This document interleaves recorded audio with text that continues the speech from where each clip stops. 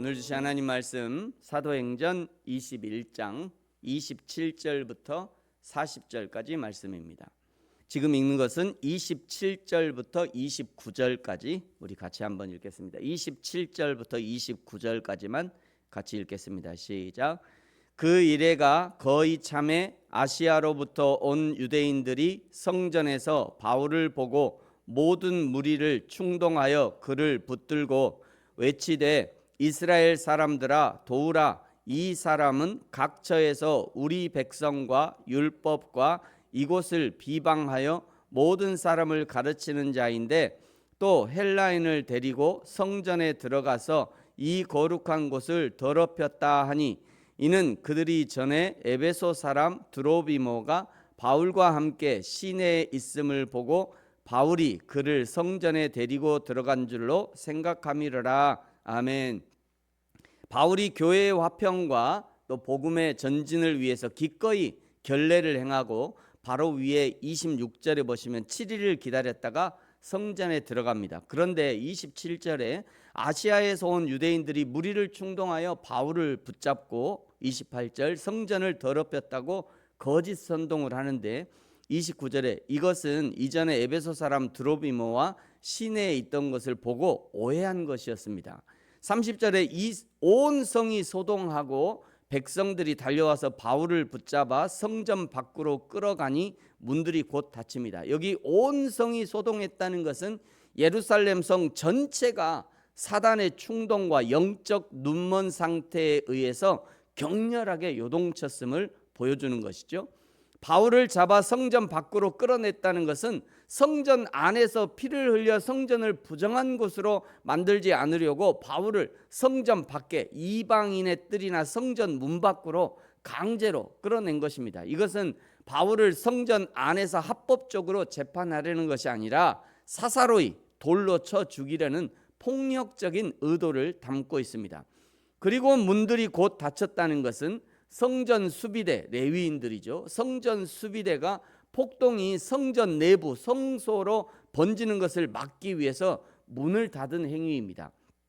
그러나 이것은 영적으로 매우 엄중한 종말론적 상징성을 띠고 있는데 유대인들이 복음의 실체이신 그리스도를 거부함으로써 구약의 가시적인 성전이 더 이상 하나님이 거하시는 처소가 되지 못한다는 영적 선포와 같은 그런 행위였습니다.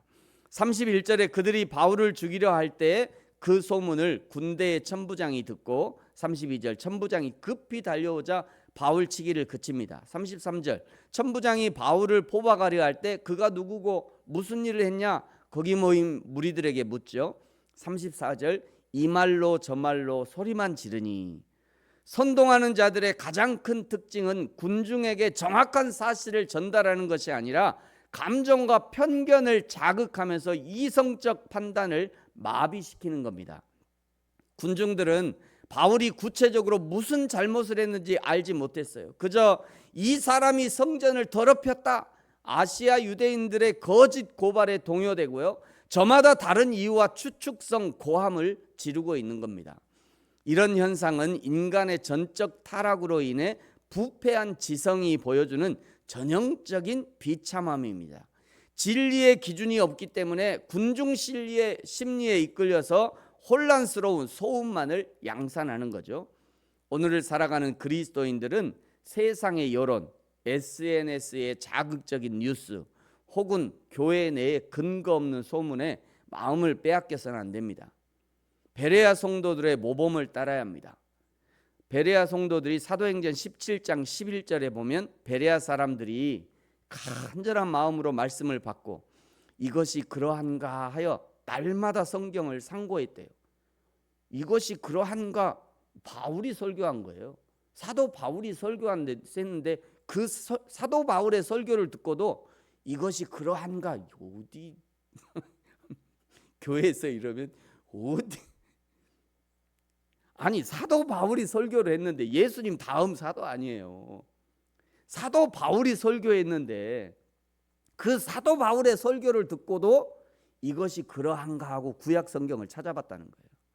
사도 바울이 지금 얘기한 저 말과 구약 성경 내가 알고 있는 구약 성경과 어디가 맞고 어디가 틀린가? 대단한 사람들이죠, 사실은.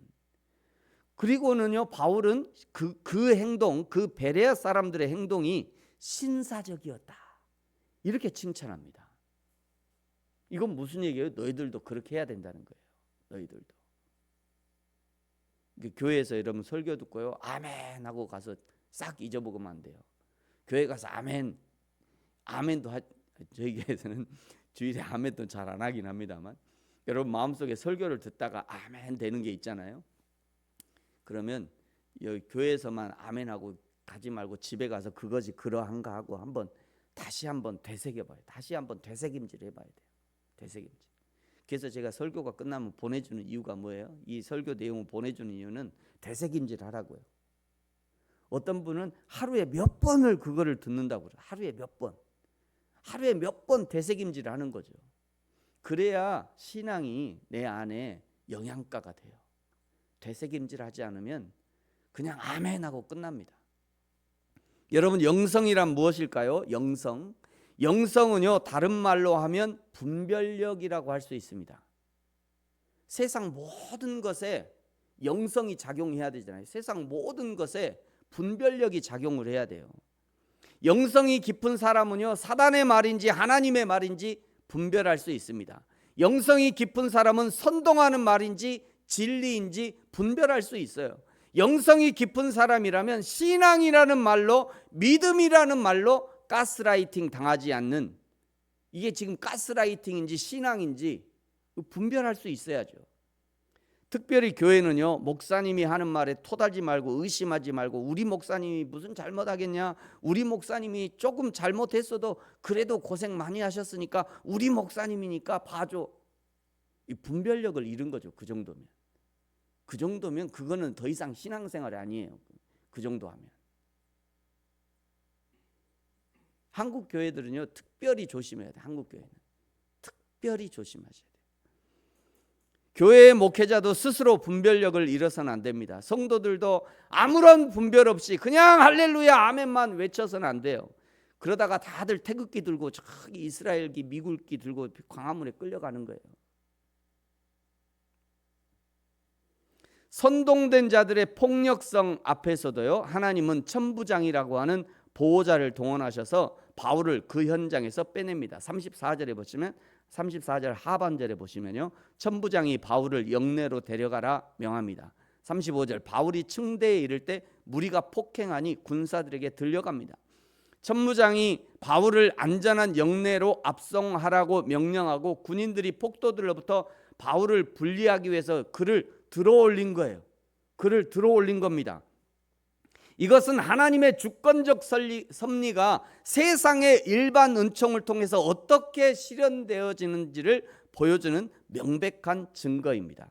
바울을 구출한 로마 군인들은요, 신앙이 없는 이방인들이었지만 그들의 본래 목적은 단지 예루살렘의 치안 유지였어요. 그러나 하나님의 절대 주권적 작정 안에서 그들의 권권력은 사단의 세력, 복음을 대적하는 그 폭도들로부터 하나님의 신실한 종을 보존하시는 은혜의 도구로 사용된 겁니다. 인간의 분노가 극에 달했을 때 하나님은 이방인들의 손을 들어서 사도를 공중으로 피신시킨 거예요. 이렇게요. 제가 그림을 그려달라고 그랬더니 이렇게.